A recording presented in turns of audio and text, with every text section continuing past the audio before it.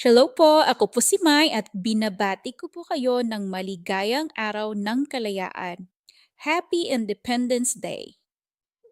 Sa araw ng kalayaan, ipinagdiriwang natin ang diwa ng kalayaan at pagkakaisa. On Independence Day, we celebrate the spirit of freedom and unity.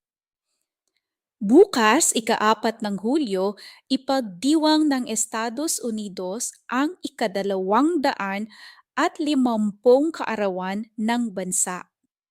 Tomorrow, July 4th, the United States will mark its 250th birthday. Isang makasaysayang okasyon na nagpapaalala sa atin ng halaga ng kalayaan, pagkakaisa at pag-asa. A historic occasion reminding us the value of liberty, unity, and hope.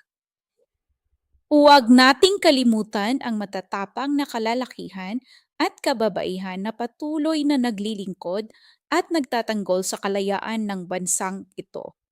Let us not forget the brave men and women who continue to serve and protect this nation's freedom. Ang kanilang sakripisyo ay tunay na inspirasyon. Their sacrifice is a true inspiration. Bilang mamamayan ng Estados Unidos, ipinagmamalaki natin ang ating sariling kasaysayan ng kalayaan.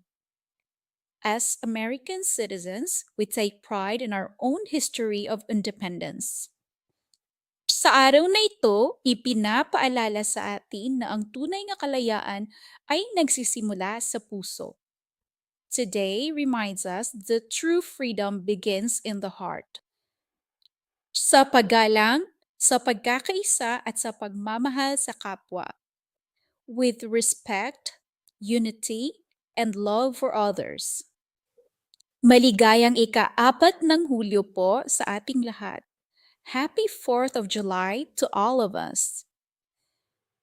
Maligayang Araw ng Kalayaan, maligayang kaarawan, Estados Unidos ng Amerika.